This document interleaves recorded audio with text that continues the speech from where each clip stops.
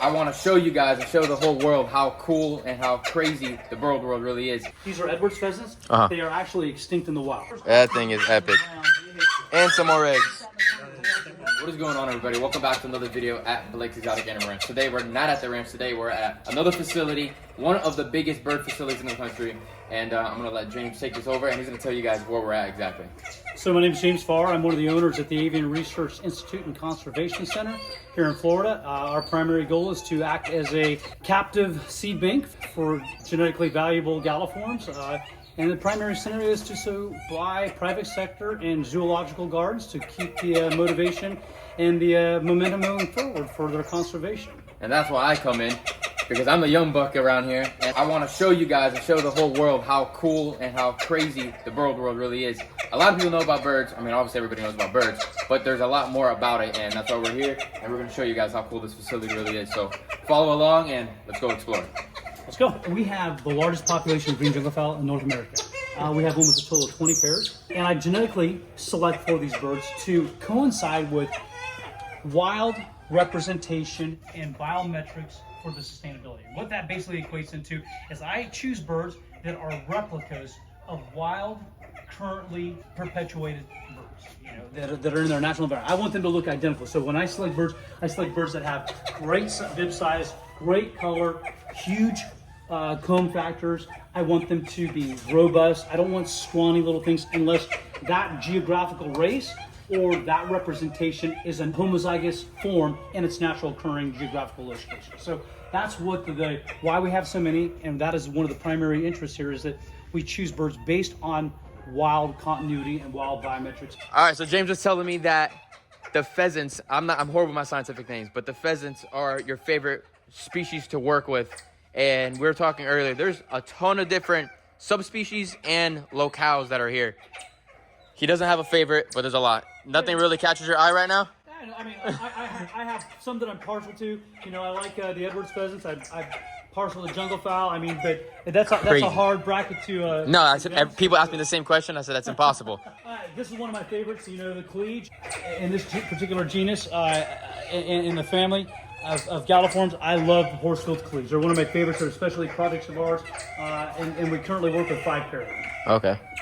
These guys. And it's the end of breeding season, you were saying, so they don't have their full tail feathers and all that right now. They're looking a little bit raggedy because they're all going into the molt right now. Yeah, makes sense. And again, these are, this is kind of after the fact, but they'll molt out and be in full bloom again here by about October. So most galliforms, for the most part, are not monogamous. They're gregarious.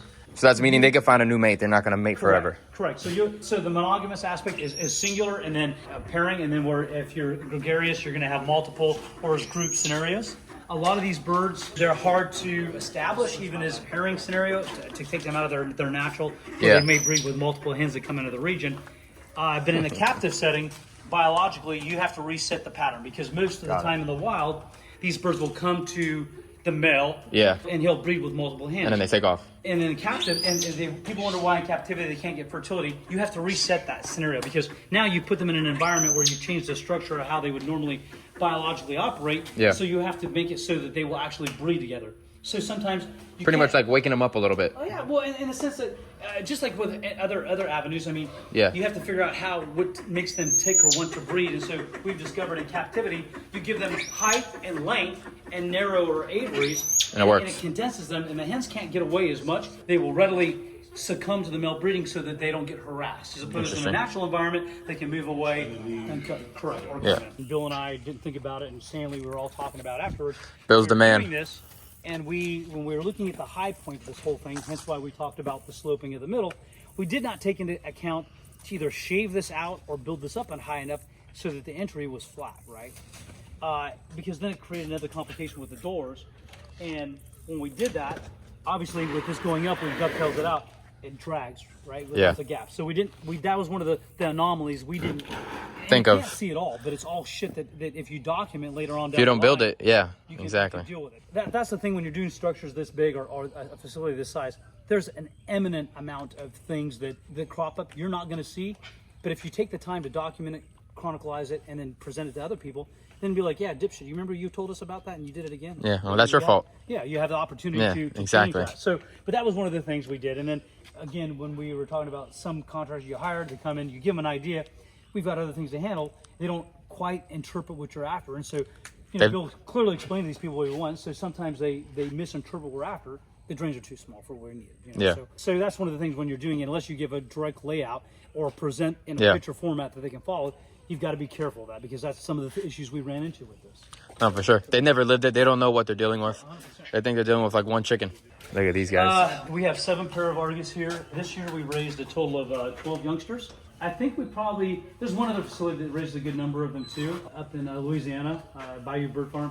They average raise anywhere between 7 to 12, but this year we raised 12. And the weather did not treat them very well. But this is a young pair we held back. This is actually descendants from an old breeder up in New York, Charlie Savelle, which is probably the most iconic breeder for many, many years. So. Yeah. Huh. To everybody else, these are just run-of-the-mill Amherst, but these are all from very, very special bloodlines that are either imported or... It's crazy, the pheasant's colors. Yeah, these are very good. Yeah, look, I'm looking at them right here. Yeah, this is a very good Amherst. One of the things about the Amherst here is the teardropping of the secondary rectrices, those bright orange feathers. You want them that rusty orange with almost a teardrop point. Nice, good, clear barring. Nice break in the crown demarcation from the red to the black. You want good blue, gray, dermis on around the orbital wedge. So pretty much you're saying only the best of the best is going to stay here. Well, that's how we like to present. Yeah, you have to. Periodically we have to work with something that if it's so little or there's not enough of them. Sure, these are all 97 and Chengdu Goldens, and again we're talking about regional and geographical variations. These right here are 97, and then these are Chengdus. The 97s have a buff throat. The Chengdus have a white throat. They're a little bit taller, a little bit leaner. Yeah. A little bit, the red coloration is more Targa red, where the other one may be more of a burgundy. And these guys do a lot better in trios? Not so much that, but the reason we run in trios is that typically one hand, Chrysolophus, which the subgroup is rough pheasants. Yeah. The males become very pugnacious and aggressive on the hand. Got it. So not so much in the sense mean when I say pugnacious, but they're relentless. They will so two's better than one. Correct. It takes the stress off of one hand, allowing her gives the female a break. So mix over here, Argus and Crowns. Yeah, they get along well. These are not set up for breeding right now. We just because we're redoing the front aviaries after the hurricane. Yeah. Unfortunately, we had to put them somewhere where they still had room to fly. Makes sense. And this was the most amicable scenario that we could. How big are these cages? So this side these are 6 by 32, and the other side is 6 by 24. Nice. So these are all greens all the way down through here, and holy moly! Not to sound like the moron or the weird guy, I can get them fired up. You can stimulate. One of the reasons we put these birds side by side, people are like, oh, why don't they have barriers? Well, they will challenge each other. Typically, they can't fight through. Yeah. But what this does is we literally have probably 97% fertility, and as I said, we hatched over 70 green jungle fowl this year. Yeah.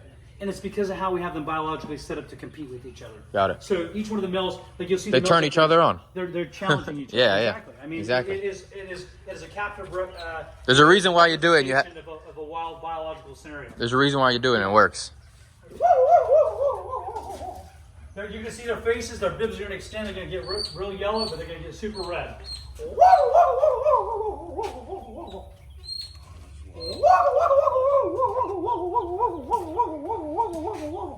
This guy's going right here. Yep. This one's starting to drop his bib down. Look at this guy over here.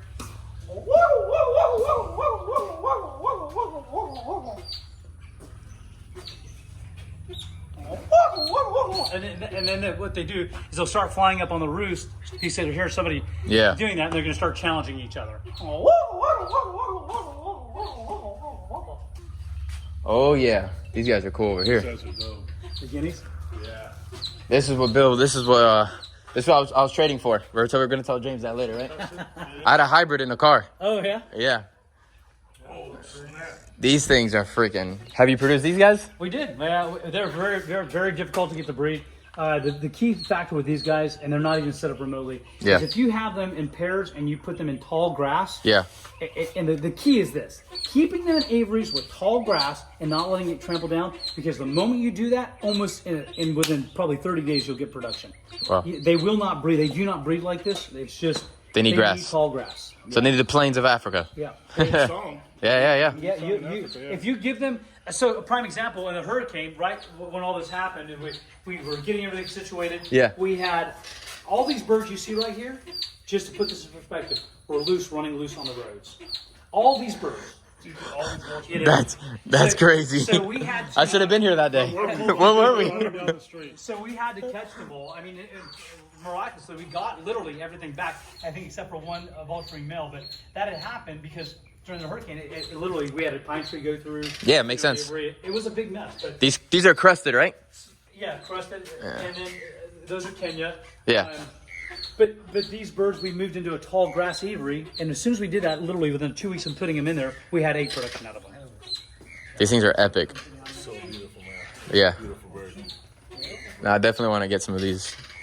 These are Edwards pheasants. Uh-huh. They are actually extinct in the wild. They've been Wow. extirpated due to the Vietnamese War.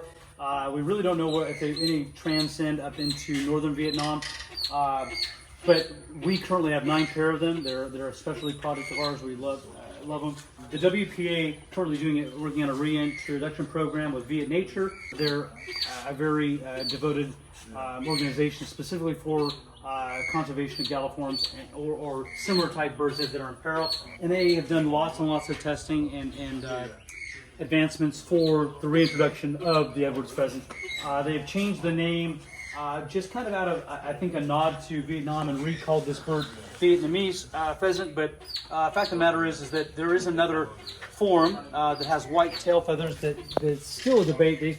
The conclusion is that it's an inbred population, but biometrically wise, the bird is different than this particular bird. So we still treat it as its own individual taxon and breed them accordingly.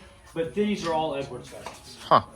Very cool. And those birds have been brought in previously when they were introduced in America. Nobody really knew about it because in 1972, when they were actually discovered, the Vietnamese or Voquais, really they weren't. It wasn't really understood what they were, and some of that had been mixed into the general population. So Interesting. but these are more crested spirebacks. These are neat. Yeah, they're pretty spectacular. That male they're on pretty. is a really good representation of what they look like, what they do, and how they are. And we were the first people to bring them back into the United States. These guys. Arabian partridge. Yeah, these are adults. These are Arabian partridge, and they have not been in the United States for many, many years. These are the first time they've been back in the United States. They almost look like little like a penguin. Yeah, that's what everybody says. They run them with penguins. They're very interactive. They're very docile. I mean, Have you guys had any success with them yet or no? we just got them in this last year. So these were still young birds when we got them. We didn't get anything this year. Now, other specimens we have imported have not been here. We have had success with, but not these guys yet. Vasa parrot. And the thing with them is they're very interesting, and not to sound gross, but they are the only parrot that has a huge external appendage for breeding. So when they're in breeding season, the male have a big bulb that hangs, from the vent area. Oh, so you guys made these like at the double cages. Yeah, so they're safety net walking. Yeah, it makes sense. Parrots are not my specialty. I'm the new guy on the block for sure, but I appreciate. Yeah. I my choice is Australian birds. Hookbills, and these are the greenbills. Yeah, these are awesome. Green bills. They're and the one we had a hard lesson with toucans. I'm not a toucan expert by any means. I've learned a lot with them. Is if they're not inquisitive, they're not doing what they're doing, jumping around, looking around, just eyeing you. There's something not right. Something's wrong. They are very inquisitive, and they're fairly vocal birds. As well. Where are these located in? These the greenbills, they're South American. I don't recall exactly where they're from. Got it. These are real neat. These are really nice. I've seen these online. I've seen these. Those are freaking cool. These are the Ariels, and these are probably the rarest of the toucans available and in captivity. And we're fortunate that we have a few pair of them. That is beautiful. These are pretty impressive birds. You got Lewis's eye on that one. He said, "I've never seen this one before." Yeah, so like I said, if they're not doing what they're doing right now, if they're not just intensely watching you, not jumping around, not Call the vet instantly. Yeah, they really are. One day they're great, and if you miss one day of that, the next day they're Down. There's a lot of other breeders that are very familiar with these guys, and they have success with breeding them on the ground. I heard you can, and it's like It's 50-50. Yeah, so for me, the safest thing to do, just because of the amount of bacteria with coccidia and Yeah. worm aspects here in Florida, Yeah. we just made the decision to keep them in above ground flights. Like Yeah. this. Better safe than sorry. Yeah, these are turtle crested, or sorries, and these are really cool birds too. Yeah, they're neat. I like them. And those are in Costa Rica. Yes. Yeah. Primarily in captivity, the Cameroon, and then these ones. Oh, these are my favorite right here. Ooh. All right, let you talk. Yeah, that's all right, man. So every one of these, for the most part, every one of these aviaries has a pair of rooter on the bottom. With the pigeons and doves, I try to operate under the aspect of top occupancy and a lower occupancy, right? Because the partridge will eat a lot of the seed that the other birds spill. Unfortunately, this time, due to the hurricane, we had to double up and put a lot of birds that were normally set up for breeding into here. Hence why you see nest boxes, but they're really not active because they are not, until we get down in the front and re-establish everything, we've had a lot put together in communal fighting, and it's all a headache, but it's all part of the growth aspect of rebuilding and expanding. So right here in this aviary, you have Ruru, we have Bartletts, and then we have bar-tailed cuckoo doves. Dan Brooks, actually, him and Frank at Trump in California had brought in bar-tailed cuckoo doves. They had them. Dan had them for a long time, and Dan's not only a biologist in captivity on, in current status, working with crasses and whatnot. He is probably the leading crassid biologist, period. He's written several books, edited them. He works for the Houston Natural History Museum, and he has a passion for doves and whatnot. He's a very good friend of mine. He got these birds in. He had them for a good many number of years, and they had not done anything. He sold them to Will Palmer. Will Palmer had them at the Dentons. They couldn't get them to breed. They were offered to me. I'd gotten them, and there were only one pair left. And these are the Asian form, not the Himalayan form. And I got hold of them, and I talked with Dan about it, and he said, I've had them, they haven't done anything. They only lay one egg at a time, and they're very nervous birds. So seeing them like this is kind of an... Yeah, they seem pretty calm. The fortunate part of these, we did another import, and I'll get to that. But that one pair of birds was the only ones left in the U.S. I had them for about 6 months, and they actually started getting nesty, and wanting to breed. Oh, yeah. Cuban doves, baby. Oh, yeah. Yeah, we just brought Robert Yoshida, us, and had brought in probably the largest groups. They haven't been here. What people don't know is that... I asked him about them, and then, next month he had them coming in. Yeah, so Robert had brought in, and we had brought in a bunch more. The thing with these things is most people don't realize they actually were wild occurring in the Florida Keys. Oh, wow. And actually, if you go to the Gainesville History Museum, they actually there was actually 2 different forms of these. All the Cubans took them all. I'm Cuban, so don't worry.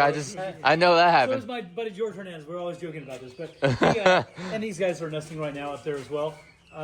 But John James Audubon was one of the last people to actually document them in the wild. He photographed them, and actually in his Birds of America, they're beautiful. Painted them. But their blues are really, really bright. They're quite interesting. Do you have any birds from Madagascar? The parrots in the front? We have Madagascar partridge as well. They're not currently here. We're actually importing a bunch more than at the moment. Mountain witch dove. The reason I'm asking, one of my favorite tortoises is Red Island tortoises. I wish I knew. I don't know anything about that. Either way, so Madagascar is pretty rare prolific animal, and I like to cohab stuff from the same country. It's an interesting theory, so it's interesting you brought that up because we do as well. Yeah. So one of my philosophies is that you can cohabitate like geographical related species. Mm-hmm. And honestly, it's a principle that a lot of zoos operate on too, for like large enclosures or... That's all I do at my house. Yeah. I love it. And so it's a very, very effective and working scenario. These are all natural occurring greenling mutations. This is just a batch of this year's Ruru that were finally moved out. These are more bar-tailed, more Bartletts, more olive pigeons. I love the pheasant pigeons. Green-neck pheasant pigeons, more Bartletts and Ruru, Luzons, bar-tailed, scaled pigeons. These rickets used to be here in the United States. Uh-huh. They disappeared. We imported them again. We actually got fertility and offspring this year out of them. Heck yeah. You got a lot of the Cuban doves. Yeah, no, so these are Picazuros and stock doves. I'm actually trying to get a few more stock doves. There was a good amount of them for a while, and they disappeared. One of our associate friends and breeders actually has a good population. I'm trying to get some from. They're all fingerprints, so each one. Oh yeah, they're and they're very pretty rare and So they're polymorphic in expression, but they have a consistent pattern out. So many different types of pigeons Yeah, I and mean, the doves. partners may work well with that. I mean, so these are actually Patagonian band-tailed pigeons, and as far as I know, this is the only group in North America Wow. here in the States. Beautiful bird too. They the difference between them, we have some normal North Americans down there. Yeah. But these particular birds are smaller, they're darker, more pink in the breast. Yeah. And the pronunciation in the tail isn't nearly as big, and nor the reflective metallic green in the mantle. These are red bills, Cubans, and Key West. You definitely were right. You have rules in every single Yeah, enclosure. no, they were good, you know. What are the red ones? Those are red-coiled doves. That's And why they then stay on the that- floor. So there is this little Cuban right here in the middle was the last one to fledge. Yeah. This little Cuban in the middle, that was the last one that came. So they're pretty much ground doves, these Cuban doves. Yeah, yeah. And the interesting part about that is the ruddy quail doves raised that chick. Oh wow. They laid it, the Cubans and the ruddies. I think these guys are beautiful. I'm supposed to pick up a pair from at TJ's. Oh, yeah, that's Sulawesi's. Yeah, I love those guys. We're working right now with. I heard they're hard though. They are very hard. The males get very aggressive. We've got it pretty well worked out right now. We're working with 9 pair of them. Okay. These are all ashy-headed wood pigeons right here. We have a total of about 7 pair of them. So many different types of doves. And these are African stone partridge right here. These we just imported this last year. We brought in a large group, but again, partridge and quail are really susceptible to bacteria. And this whole group that came in while they were in quarantine actually had come down with actual Clostridium. So we lost a good number of them. But we have 2 pairs and extra female of the mountain bamboos right here. Yeah. Which I think there's only 1 old male left. And that's from a group of birds that I brought in out of Canada from Miles Lamont. And they went to a guy named Wayne Hensley in Washington.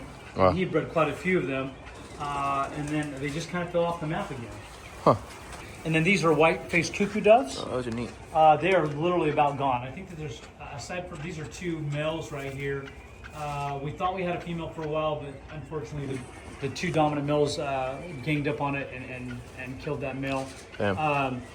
We have 2 other associate friends that are working with them, and we actually send him a bird out on loan, hopefully. And we're trying to get some more out of Europe right now. It's definitely crazy how many species of birds are out there that are just people forget about, and they're just disappearing every day, 100%. So all day long. look, there's a wonderful guy named Frank Tromp. Him and his father, they were big.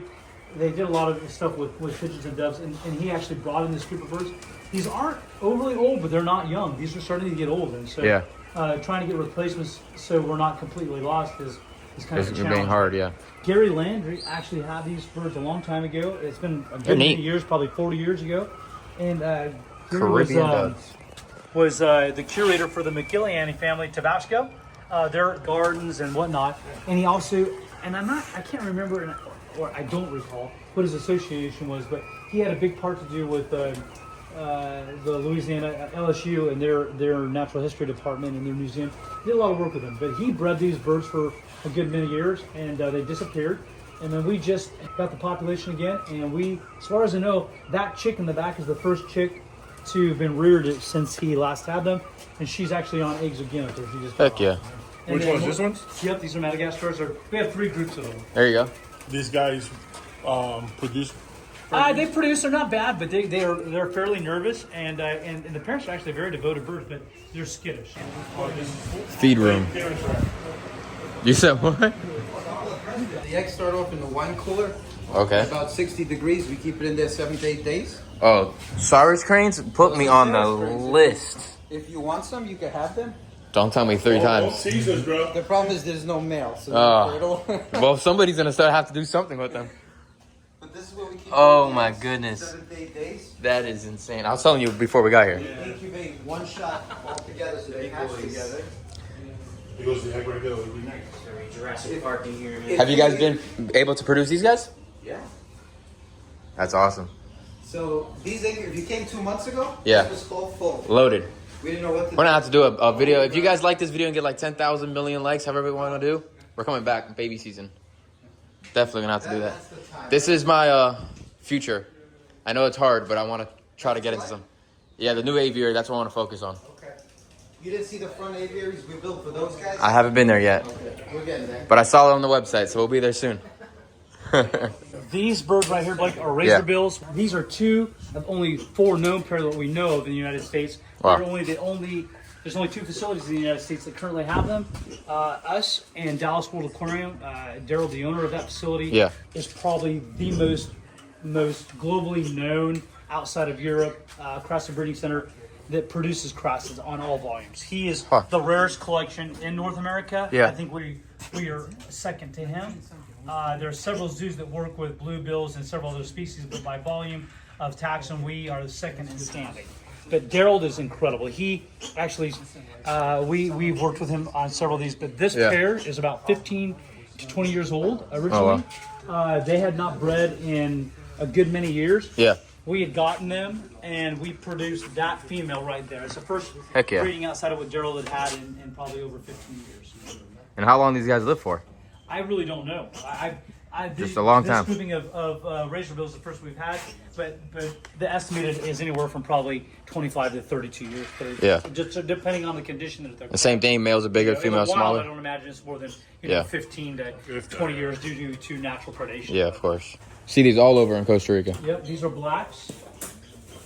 We actually have an orange billed form and the yellow billed form. It's in debate whether the orange billed form is actually its own subspecific or if it's actually just a geographical variation.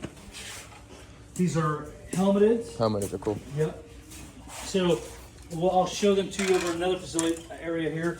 We are the only facility in the U.S. to have Crax unicornis. Don't know what that is. It looks just like that, but they have a long, tall, narrow crown. Oh, wow. Wow, look at that female. Yep, these are barefaced. Mickey Olsen, the Wildlife World Zoo in Arizona. I knew him for a long time. I grew up with him. Anybody in Crassid World? I got invited to go there too. Yeah, Shelley Plaze.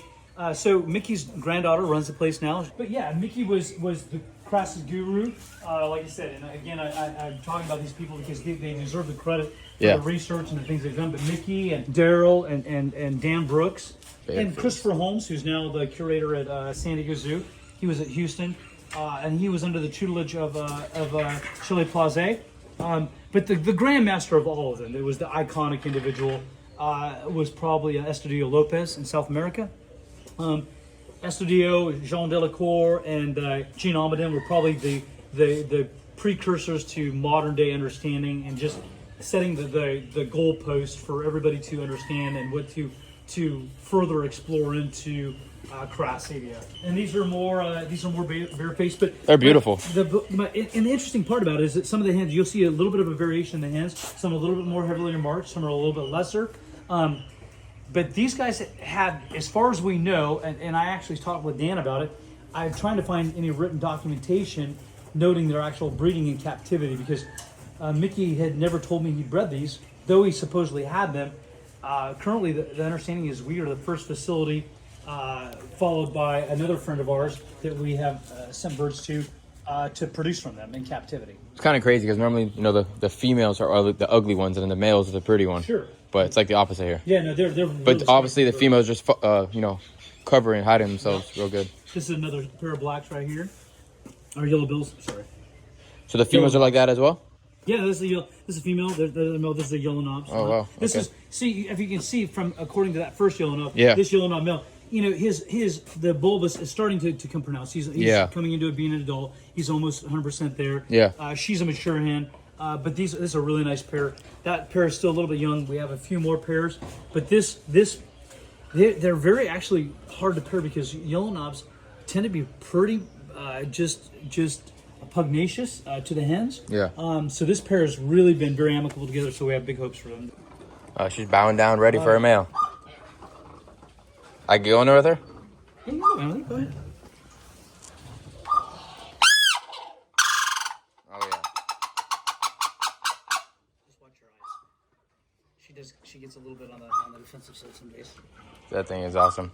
Check out the Star Wars trailer. And we have eggs right down right there. That's awesome. That thing is epic. And some more eggs.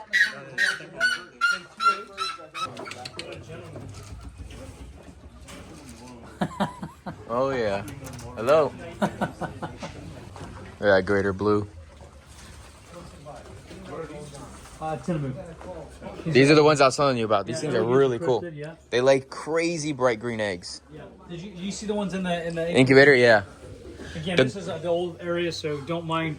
It's not. Yeah, all nearly this as is gonna get crisp. redone. Yeah, it's not nearly anything. As you like guys the saw in the beginning, that's what this is rest. turning this into. we upgraded this just so it was a little easier to access until we get to this point. But this is kind of the least of our concern at the moment because it's stable and it works. It just is. Greater blues with these guys. That's funny. Yeah, no, they Completely get along great. different part of the world. Yeah, no, they both work great. You know, African and whatnot, they get along great. But they're very amicable to each other. That's awesome.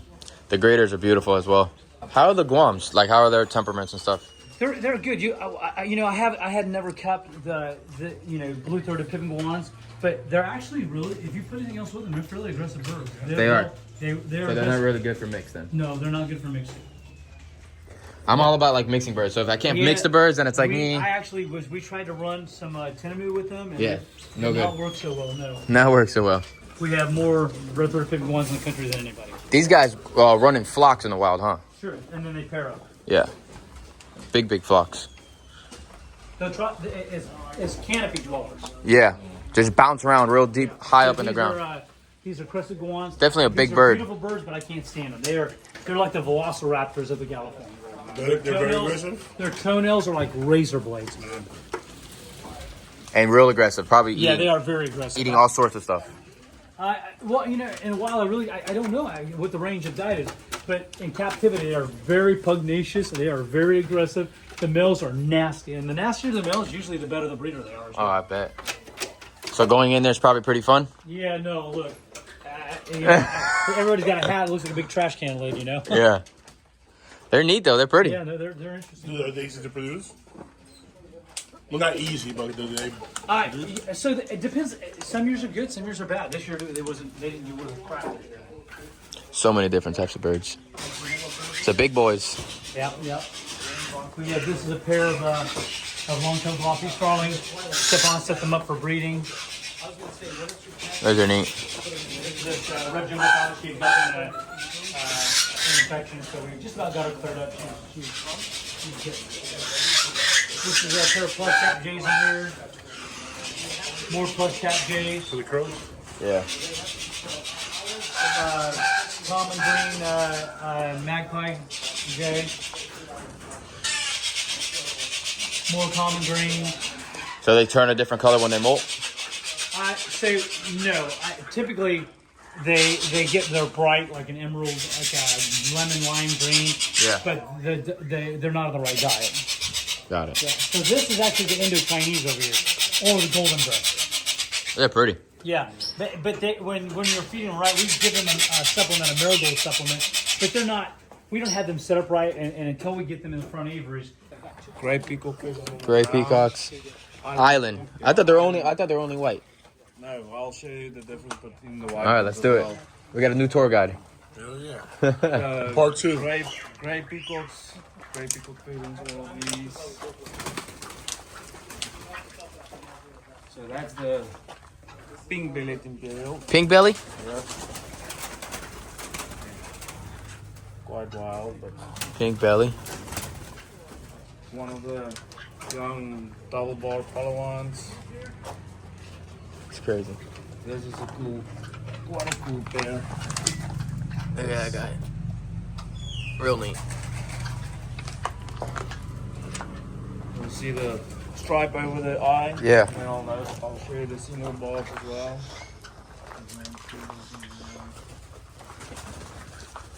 It's a knob pigeon, right? Yeah, that's a red knob imperial. I'm gonna have to get some pigeons for the big aviary. Hell yeah, this is dope, So bro. that's a single bar Palawan. Is the better one, yeah. You can see them side by side. Yeah. So that's a subspecies of the double bar. Uh-huh. And then the other one.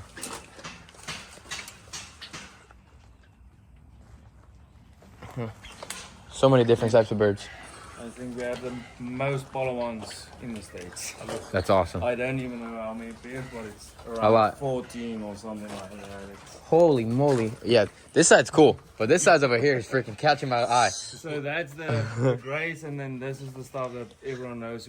Yeah, I always see those. So those are cool, but I rather The ones behind me are. Pied Imperial, So yeah, Pied Imperial. Check these out, you guys. and then Malay peacock pheasants on the ground. Those are the pieds. So- Wait until you look behind us in a second. You'll They're see crazy. The pied is smaller than the silver tip, and on the wings and the flights more black. Yeah. And then this is the silver tips. So these. Little bit larger bird, and then they have Well, Malay peacock pheasants. Then this is Rothschilds. Female in the those are front, pretty. Male in the back. Very aggressive towards the females. Oh wow. Malay. And then these are what kind? This is the Grey Imperials. Gray Imperials. Island Imperials is the right name, but Got some good sun right here. Check those guys out. Island ones. When they say there's none of them in the States, that's when they catch my eye. so there's 2 pairs in the States. 2 pairs. Have you guys producing them or no? Not yet. Not yet. They're not set up yet. So that's the grey-headed, only pair in the States. These guys? Yeah. This thing is freaking epic. Look at its eyeliner. So we joke and say that's the vampire imperial. The red Look at that eyes thing. one, but it's the pinion imperial. The red knobs are pretty cool too. I just never seen them in person and never realized how big they were. Yo, even if you hold them in your hand, they weigh more than the peacock. That's a big pigeon. I assume that's 2 males. Yeah, well, this is 2 males up there. That's crazy. Then Malay white peacock pheasants. Germain peacock pheasants are similar to the other ones. Yeah. But they have the red around the face. There they are. To the white bellies. Oh, what belly too? On the white belly, check on the face. Yeah. The line on the face is much clearer, and obviously the bottom part of the Yeah. belly is white.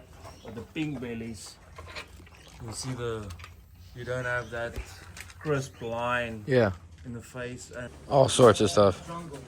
Just keeps going. fowl, Jungle fowl? grey jungle. Oh, fowl. gray jungle fowl. That male is still in, or even that one is still in good plumage. They've molt and they all comes out? They molt. So they throw their knuckles out and they tail feathers. I guess so. It's James that likes the jungle fowl? Yep. This is actually his pride and joy. It's one of his This guy? old breeders. Just watch out, he will kick. He'll get you. Look at him. So that's the Come on, jump at Sri the camera. Lanka jungle fowl, or as we call them, just a Ceylon. How they look in the wild with Yeah. the straw hackles and what. Uh-huh. That's more domestic. Okay. You see it's more rusty color on them. Yeah. And then outside of breeding season, they lose the color of their combs Uh-huh. and it shrinks back down. Oh, So this comb was as big as that guy. Oh, that crap. guy is still And it just flat goes out back there. down. Yeah. Wow. Look at these guys. African green pigeons. Beautiful. The light is just a little bit. These are And the pink. famous pink-headed. Yeah. Look how bright he is. Look how bright that thing is. Imagine that in the aviary. You see they're also dimorphic. The male is brighter. More than brighter, the yeah. female, Then the Bruce's fruit pigeon. Where's the real meat? Blue green. Bruce's green pigeon. Another Bruce's green pigeon. I always thought the ones behind us, the Imperials, were like that size. Except the whites. I thought the whites were always the biggest. But No, that pinion I've never is- seen them in person. That's that big. Pinion is a big bird. Yeah, for sure. They're the best. Come on. Whoa! They're so funny. I love those guys. You know, what I like about them, they get so tame, they'll eat out of your hand. Oh yeah, my male does. He's real neat. Gracious, Yeah, those are neat. Lady Ross.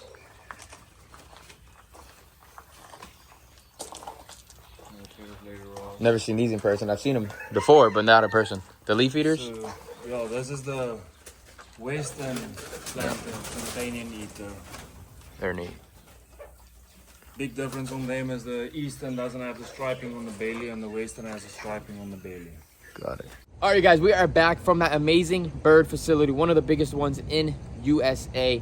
Want to give a big shout out to James, Stan, and Bill. Big shout out to Bill. Appreciate Bill for getting me in contact with these guys. Absolutely amazing. Now we saw all those amazing birds. We have our beautiful aviary here. Obviously, we don't have as many birds as that facility has. We're only focusing on just some birds here, but we have this aviary, and hopefully in the near future we'll be able to get some stuff from them and some stuff from other places around USA to put inside of this amazing enclosure. It's gonna be really fun. I cannot wait to see what we're gonna have in store to put in here. It's getting really thick, and it's just about ready to add birds. Other than that though, you guys, give this video a thumbs up, subscribe to the channel, put your post notification on, stay tuned for more videos here at the ranch and other facilities that we're able to go visit as well. We're definitely gonna be back at that facility and see when it's baby season and see all the updates of the brand new aviaries that they have in store that they're building right now, which they're freaking off the freaking wall. But that's it, you guys. If you haven't done so already, right at the end when you guys are done watching this video and giving this video a thumbs up, make sure you guys are following me on Snapchat. I'll see you guys later. Peace out, everybody.